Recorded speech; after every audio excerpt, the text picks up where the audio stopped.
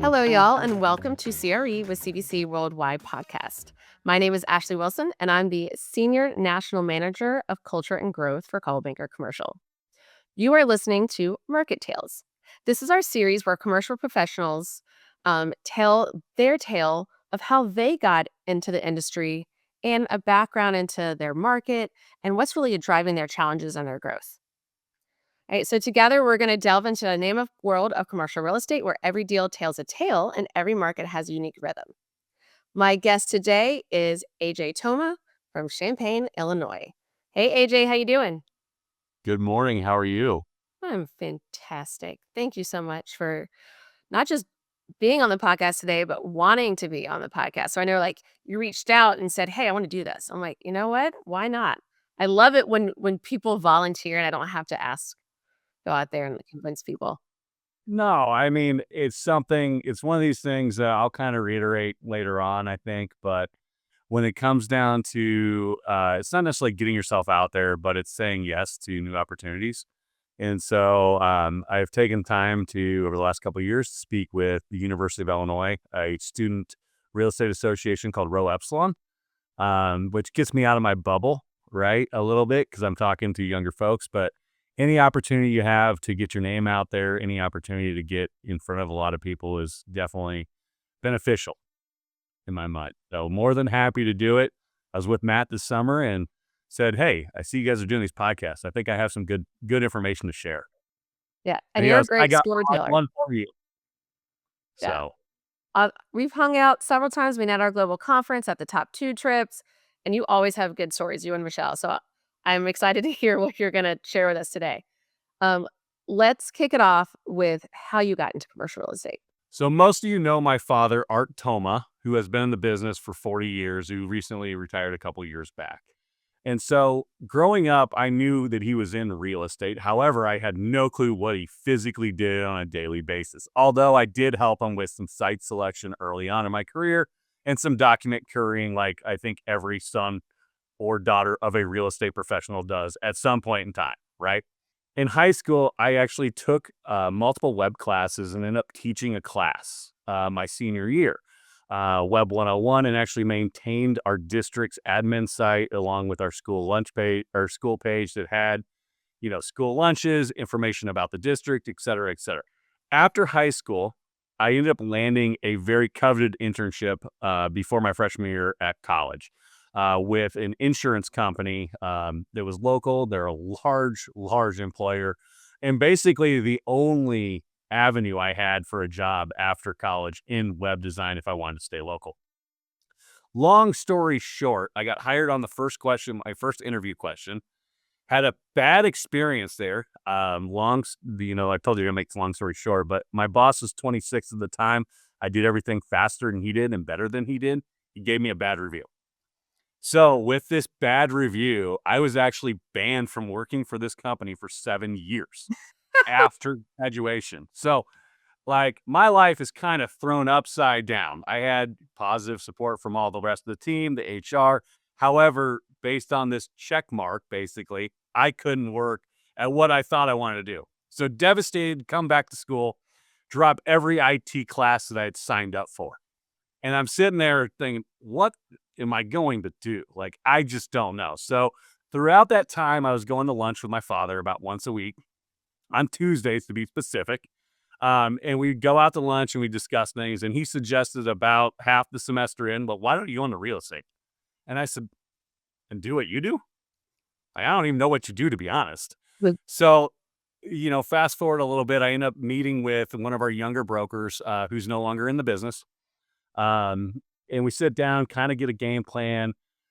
Fast forward another year, in Illinois, you have to be 21 or had to be 21 to get your real estate license or have enough college credits, which is basically an equivalent out to roughly your junior year. So junior year in the fall, when I was at the University of Illinois, I took my real estate license exam.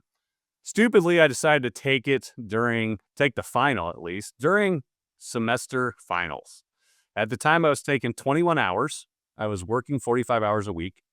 and I decided to do all this at once. So needless to say, I did not pass the first time. I'll be the first one to admit that, but I did pass it. I passed the 7 finals that I had to take. And so I started right after that working for the firm I'm at now, which is Coldwell Commercial Devonshire Realty out of Champaign, Illinois. I was our first licensed intern that we had in the company. And there was a long line of interns as we had done a summer intern program for about 8 or 9 years prior to that. So this gave me the ability to do something that nobody else was able to do in that time. So for about a year, I interned, basically doing anything the brokers wanted. May have been showings because I was licensed, may have been a little bit of marketing. But my main project was going over to the county recorder's office and scanning all the property record cards. Now, keep in mind, this is in 2007 and 8. So the scanner was old. The scanner was barely portable, but we were able to compile about 6,000 property record cards over a summer, which we still use today. Because our county does not keep them online, we need to know when the property was built and what size the property is. So this is an invaluable resource that we have. So long story there. I start out in June of 2009 selling real estate. So if we all forget about the Great Recession of 2008, right? Best and worst time to probably start in the business. I say the best time because it taught me a lot of things and to take nothing for granted when it came down to it. The first 6 months of business were abysmal at most. There was nothing going on. And it was just a struggle trying to figure it out. And so in the beginning, I was offered a small stipend salary, like how I think commercial real estate used to work, because you're not going to get any business in the first 6 months. Well, that got cut off at the end of the year, and I was told to sink or swim. So I'm 6 months into my career. I am still working 40 hours a week in a restaurant, basically from 4:30, 5 o'clock till close, 5 nights, 6 nights a week on the weekends. Doing what I can to scrape by. As those first couple years were fairly dismal, to say the least. But then we get 2010. The recession actually kind of hits Champaign a little bit. I'll talk about this a little bit later. We are in a bubble, so we get a little delayed reaction for most of the stuff. And then so I worked 2 or 3 jobs until 2020 or until 2012. And then I finally had enough business to basically get rid of one job, and I continued bartending and working in the restaurant industry until about 2019 at kind of a capacity on the weekends and as needed basis. So, fast forward 2011 to 15, it was up and down years, started to make a little bit of money. 2014, I got my CCIM, which was a goal of mine. At the time, I believe I was 26 or 28 years old, which was one of the youngest in the country to get that. Keep in mind, criteria was a little bit different back then. 2016 to 2018, I continued my upward trend by taking on more business and more clients. 2019 to today, crushing it daily is like what I like to say. I'm averaging asinine numbers in the market that I'm in. 2001 in the fall, I got my SIOR designation for industrial, which was a huge goal I had. And I was able to go to my first conference and then in 2024, I was able to get the coveted SIOR dual designation, which was held at the time by about 181 people nationally. Wow. Congratulations. So not many people know that, but Yeah. I'm able to do that in my market based on the fact that we can't be specialists, although we all have a specialty. Right. We have to be generalists. So I tend to focus on primarily industrial and office, and that has paid off and made me, I guess, elite in the country to a certain extent, and elite in our or our firm for sure. Yeah. Well, you have accomplished a lot since, you got banned from a company 20 years ago. Um, Yeah, about that, right? And here's the funny part. I do work for that company now on the third party side. Oh. Is your old boss, is he still there? Probably not. I still have friends that work in that business Yeah. and in that company, in that building.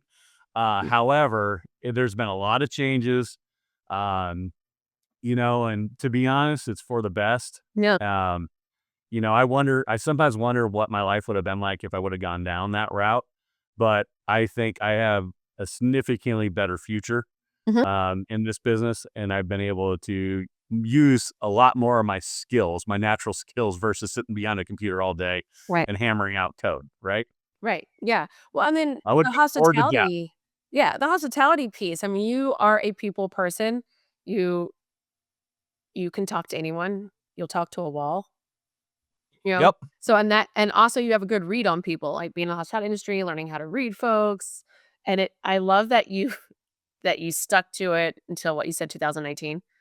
Yeah, It's yeah, a at big least I leap. was still doing weddings. I was still Yeah. bartending weddings until 21 when the Yeah. venue got shut down due to COVID. Yeah. So It's it addicting. was Like, it's something that you, like, wanna get out of because it sucks you in, but also you don't know anything else at that point, and you love the rush of bartending and meeting people and having that cash in your pocket. It took me years to get out of it, you know?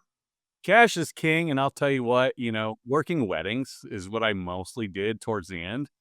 And everybody's out there to have a good time. So at the end of the day, weddings are fun to work.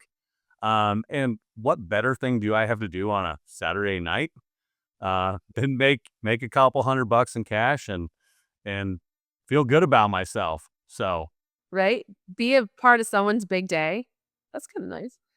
Uh, well, I love that story. I love that you're like, "Well, I guess I'm gonna do something else now," and you just figured it out, right? So this industry is all about, like, that grind and the, like, perseverance to get through it. Um, it's 100% a yeah, grind. And one of the funny things that my father told me early on when he said why I should go into the yeah, business.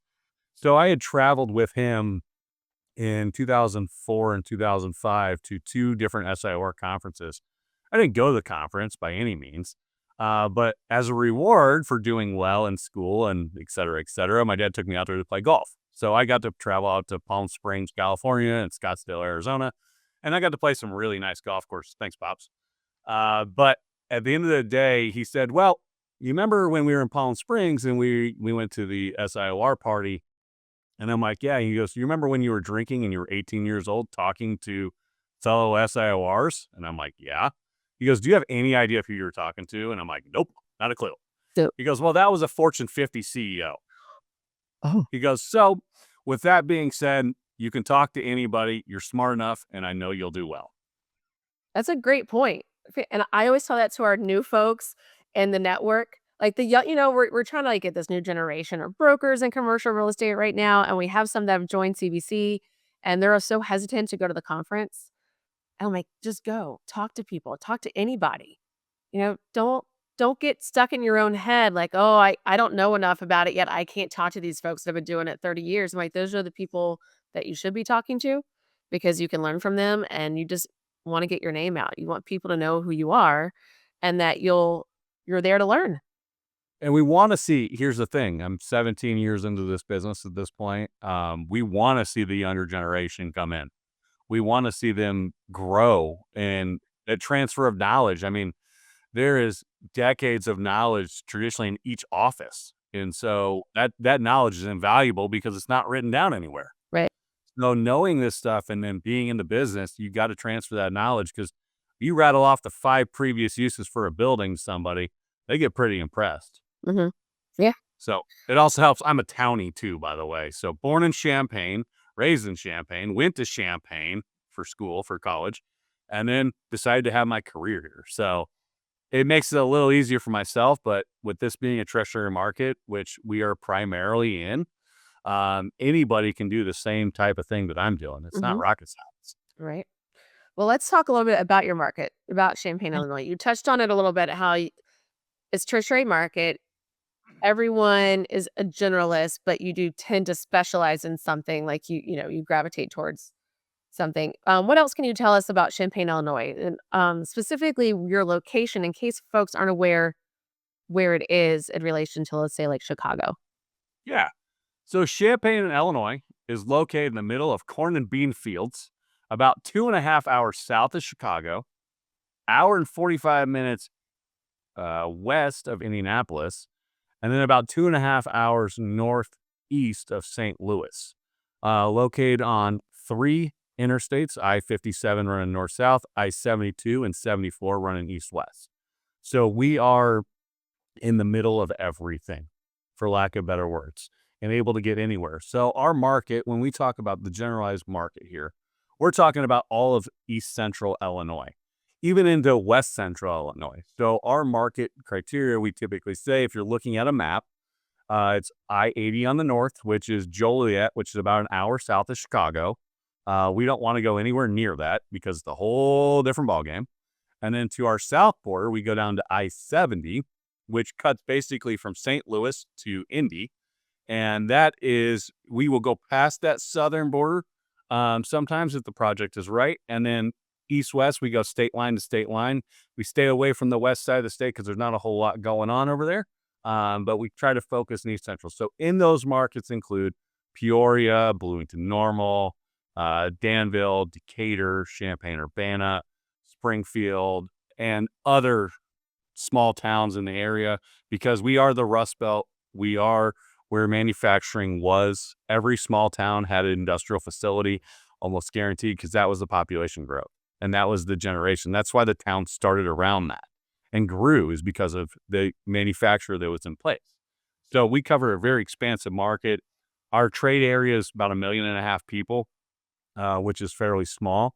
And our miles are actually fairly large. So we take it all as a grain of salt, but Champaign, Illinois is kind of the hub. It's one of the only growing communities in Illinois in general. Illinois has a negative net migration rate, i.e. people are leaving the state in droves. So we've lost about 45K a year for the last several years as the state struggles with the balance of power between Chicago and the rest of the state.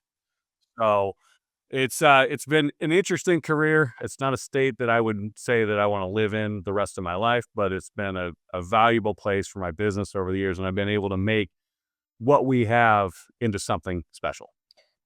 Any insight into where that population is going? Are they just going over state lines? Do you think it's more of a mass movement to other parts of the United States, like to the south, out west?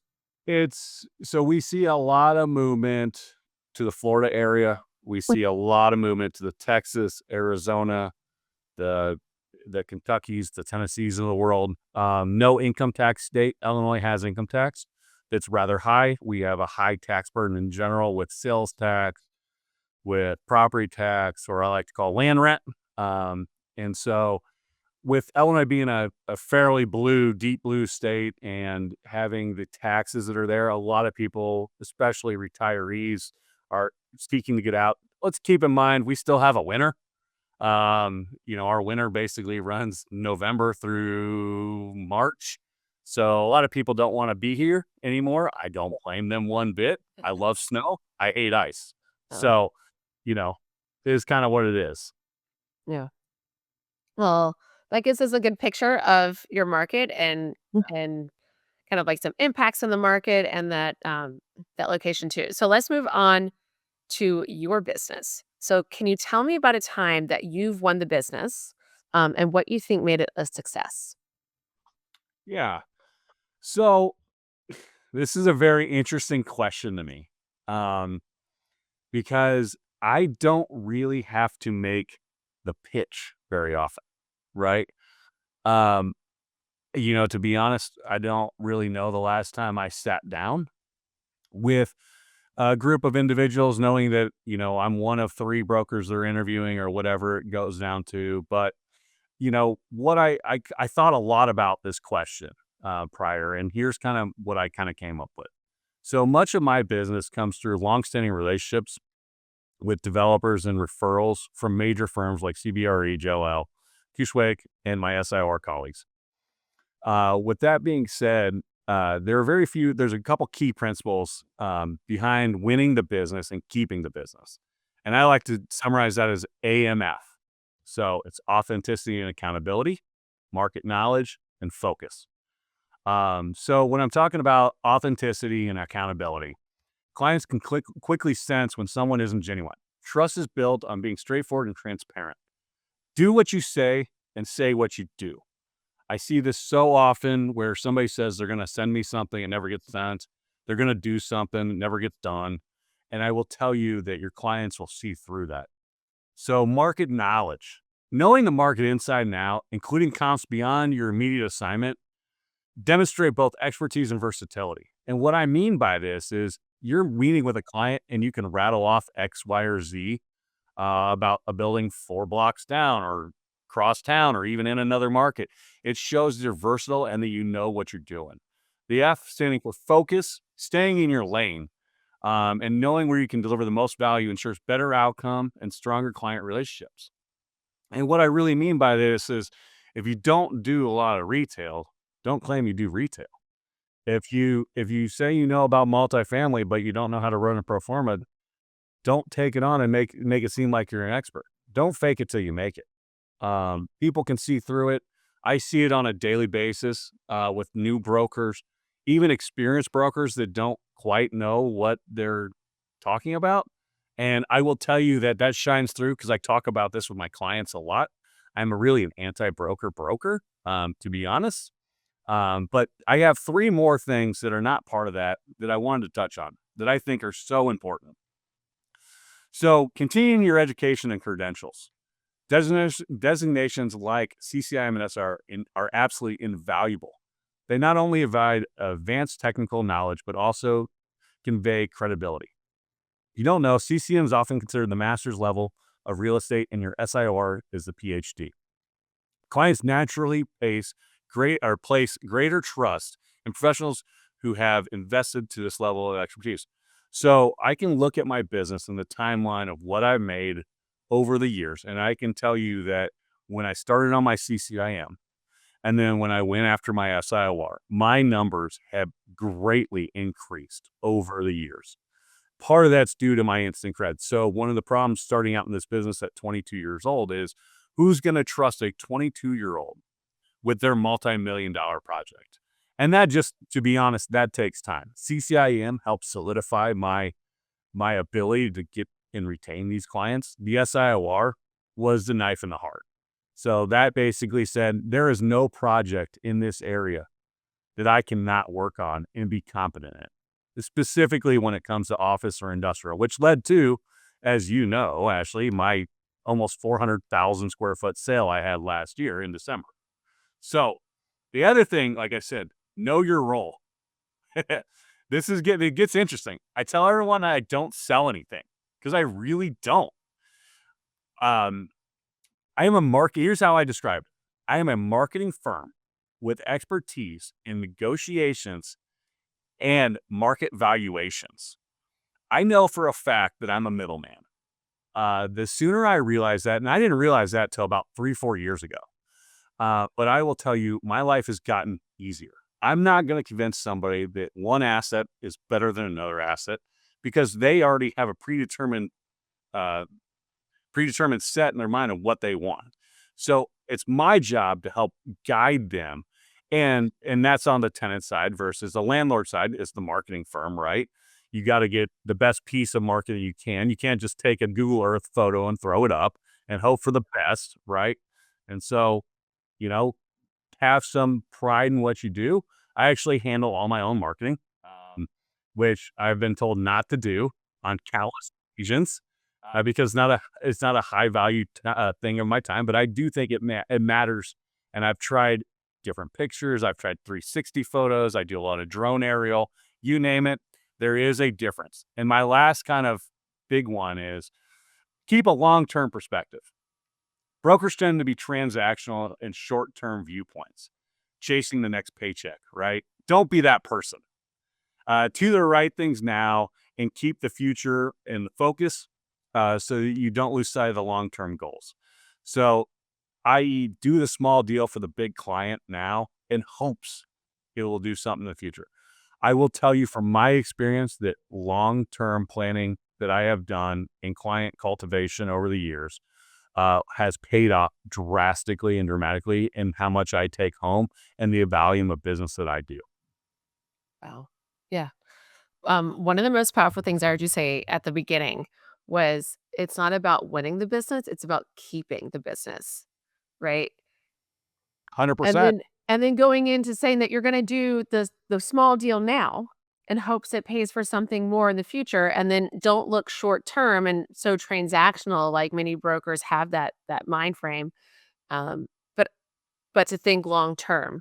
So and that's exactly what you're doing. You win the business once, but then you have to keep the business, like, for the rest of your career to whatever that client needs. You wanna make sure they know that you are there, um, and you're not just like, "Okay, well, I'm here for you while I'm working on this deal," and then you're gone, right? That person always has to be front of mind, and it doesn't matter what their transaction was, if how large or how small or how much time you spent on it, if it was quick, if it was long, this is really powerful. That's some great advice for folks that are coming into the industry right now, or even if in their first 3 years, for them to realize, like, that middleman part, that's powerful too, to say, "Alright, it took me a long time to realize this, but it made your life easier."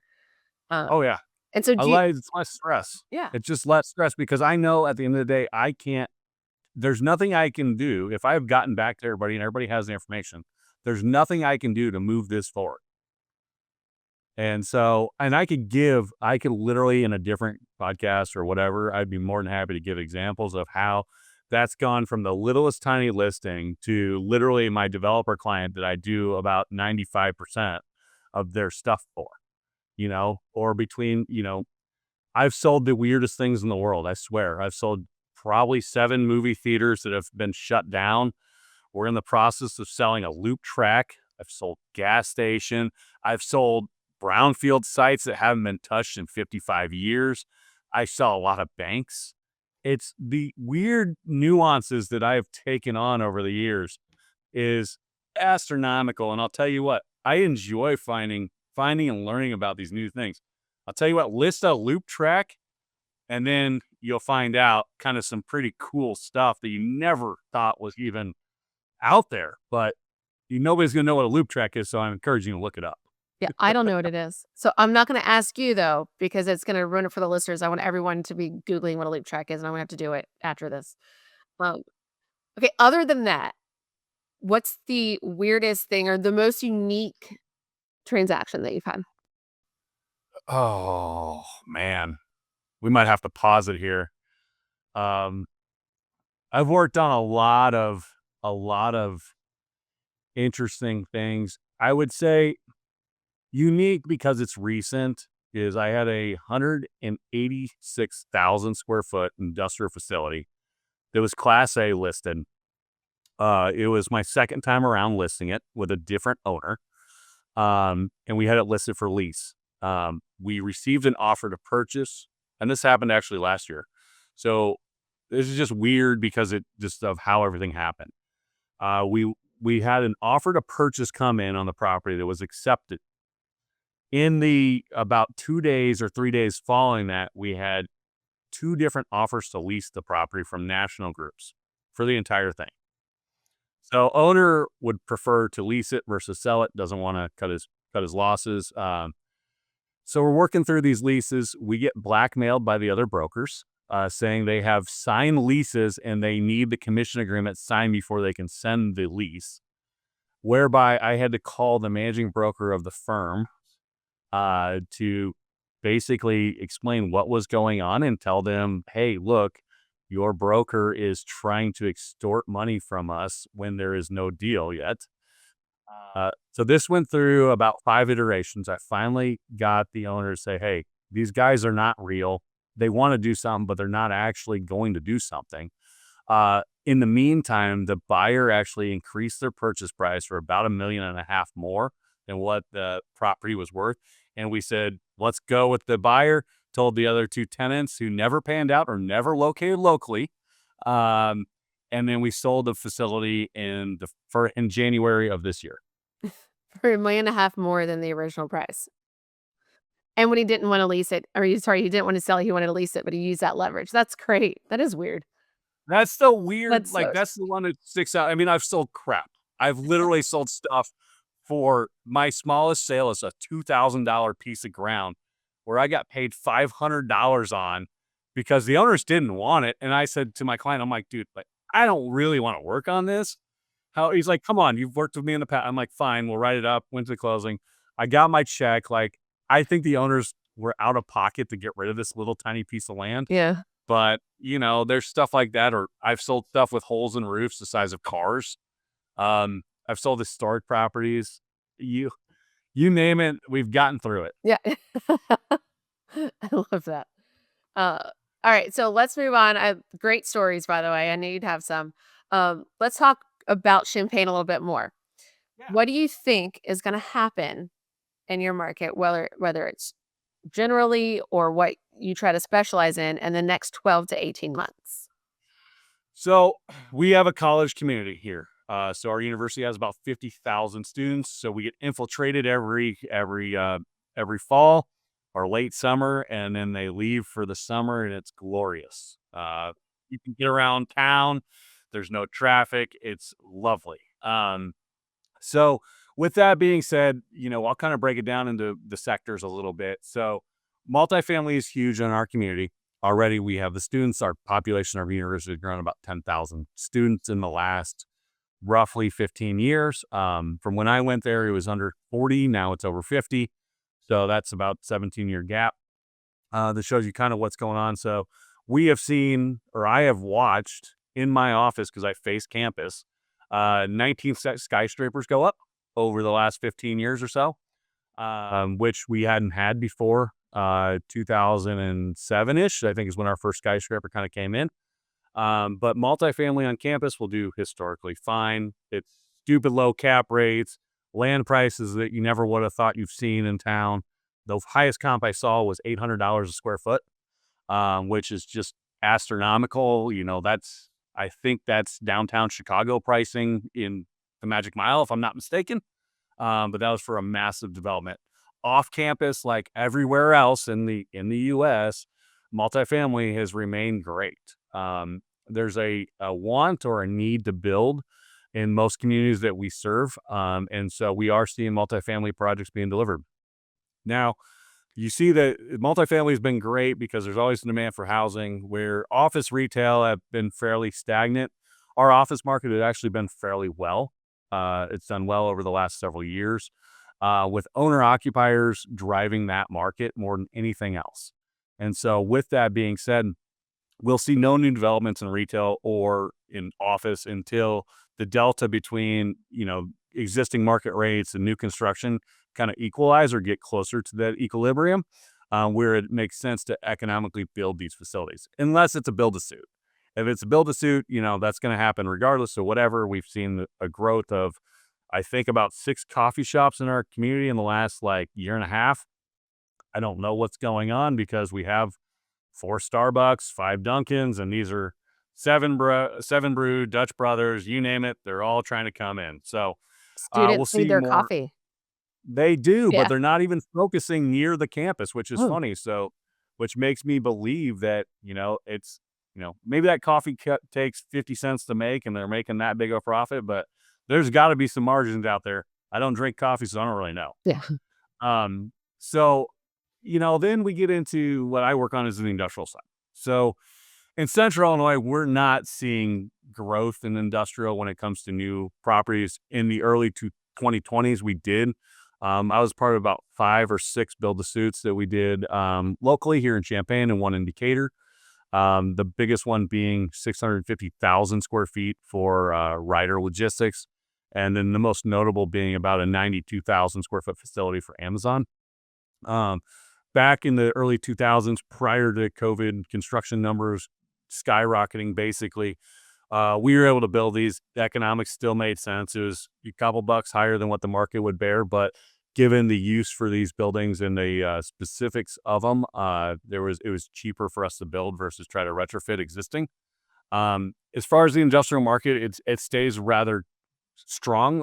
We have very low vacancy rate.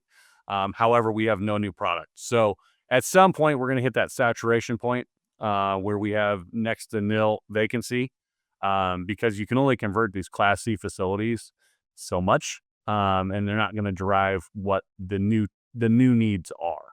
And to keep in mind, the needs have changed. So when I started in this business, 25, 28 foot clear was the kind of the norm. Then it kind of switched to 30. And now we're seeing, the 35, I've heard 45-foot requirements, which we don't. I mean, the highest building we have in town when it comes to industrial is 32 foot. So if there's anything larger than that, and it's used by an owner occupier. So if there's anything larger than that, it's got to be built. And so we're seeing that trend, and we're seeing more of the high tech lab requests that we see coming in. Central Illinois is known as an IFAB hub for bioprocessing. If I said earlier, we are in the middle of corn and bean fields. ADM, which is a soy processing company, Archer Daniels Midland, is in our backyard in Decatur. And so with that being said, we will see continued growth in the manufacturing of biofuels and bioprocessing from the small scale all the way up into the large fermentation size. Wow. That's a huge span. And I don't know a lot about like the corn and the soybean industry and whatnot. Down here in the South, all I know is that that's how you have good dove hunting and good deer hunting because they love it and you can shoot them. Yes, and Yeah. I will tell you, dove love corn. They love They do. sunflowers. They love ponds. I love to hunt those things, and they are mighty tasty. They're so good. Wrap them in bacon. That's what we do. So good. So good. Well, that was a great recap of your market and what you think is going to happen in 12 to 18 months. Now let's talk about something that's coming up in the next, let's see, 5 months, 6 months. We have global Are conference. we already there? What do you mean? I mean, It's are in we really March. It's in March. I know. It's in March. Where did Yeah. 2025 go? You're telling me, right? Well, and now we're like in holiday season, so everything's just going to go uber fast from Halloween until New Year's Eve. And then it'll be the longest January of your life. All right, so global conference is coming up in less than 6 months. And we're going to be where are we going to be, AJ? Kansas City. Yes, we're going to be in Kansas City this year. I'm excited about the barbecue.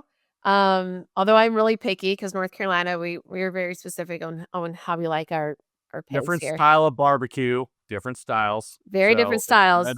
It's tomato based for vinegar based. Vinegar. Each their own. I'm a vinegar guy too, Yes. but I'll tell you what, I'm still excited to try some KC barbecue. Same. We have a theme here for CBC, don't we? We do what? We were in Austin, Texas, barbecue capital of the U.S. Now we're going to KC. I know. People might say that's a barbecue capital. I don't know. Is there a theme? Is there a theme? Not yet. Well, not that I know of yet. Kansas City Global Conference 2026. Tell me why you think it's important to attend the global conference every year. I did not, and in full honesty, did not go to global conference for a number of years. I went in 2010, and then I went down in 2020 when we got shut down to Austin. I still went to Austin because why? I was going to eat some barbecue. So I will tell you over the last 4 years of going to the conferences that the connections you meet, the people you get to talk to, I often find myself like I live on an island whereby, I don't have a lot of people to talk to locally about what's going on, just based on the business or the transactions I'm working on. And so being able to meet these people, pick up the phone and call them when you have a struggle or when you're dealing with something. I have twice this year called a colleague, Adam, over in Wisconsin, as we've had multiple things that kind of randomly happen to be have some crossover. So we're throwing some stuff back and forth at each other and seeing what sticks. So those connections you make at global, it's not necessarily the education, it's not necessarily anything else, but the connections you make and the socializing with the business. And the same goes for every conference. It's what you put in is what you get out of it. So the more prepared you can be and the more upfront and willingness to say yes, it gets you going. So at the end of the day, there is a benefit to it. It takes time out of your week. We all think we have better things we could do, but I will tell you, if you do the little things and continue to do the little things, it does pay off in the long run. Absolutely. Yeah. I can't agree with you more about The education is important. The breakout sessions we put a lot of thought into. We want to make sure that the content is valuable.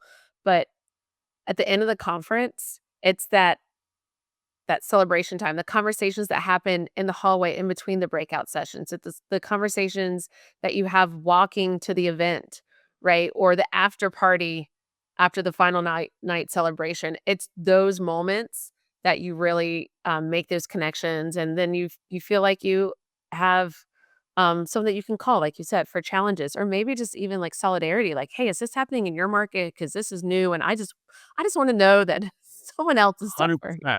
Yeah. 100%. And you know what you talk about when you're standing in the hallways, during the first day, the second day, and the buzz. Mhm. So, like, you can say this about conferences. When you have a conference where there's a lot of energy, there is a physical buzz that is happening in Mhm. the room. That's an amazing feeling to be a part of. I've seen it at SIR conferences. I've seen it at ICSC. It's phenomenal. And that's when you know you're in the right place. Yeah. I love our energy, and I spend a lot of time going to conferences throughout the year, and I look around and I notice during those opening sessions and the closing sessions, the numbers are dwindling, right, as the conference goes on. And, I am a little biased, but I will be honest that at the global conference, you don't see that. Like, you don't see people like the first day, the place is packed. The second day, we've cut it by a third. You don't see that. Everyone still shows up. Um, Now by the next morning, of course, the conference is over by then, but the next morning, it's very quiet because everyone is recovering. Um, Yes. yeah, Yeah, that's typically the last day of the conference, closing remarks, it yep, definitely drops off. But that's every yeah, conference. that's every conference. But when at the end of the day, when you get that buzz in the atmosphere, it's hard to beat. When you're with, I mean, we're all in it for the same reasons, right? We're out here to make a living. We're out here to have a career out of this. We want to help out our clients. We want to help out the Yep. industry. We want to do everything we can. So what better way to be with, a couple hundred people that are your biggest allies, right? Oh, yep, 100%. Well, if anyone has questions for AJ or wants to connect with him, you can go to cbcworldwide.com and look up AJ at CBC Devonshire in Champaign, Illinois. Um, Pick his brain, find out, other reasons why he goes to global conference or challenges that he's had in his market as well. My favorite thing about just making all these connections with each other is when people realize that they have something in common with each other beyond commercial real estate. When they're like, "Oh, wait, I hunt too," or, "Oh, I do this." It's just really fun to see those relationships come to life. So AJ, thank you so much for your time today. Love the stories. Can't wait to continue this conversation in Kansas City. So please, everyone, get your registration in early. It's going to be a great conference this year. And just a quick reminder that until next time, may your ventures be filled with success and your stories to continue to inspire.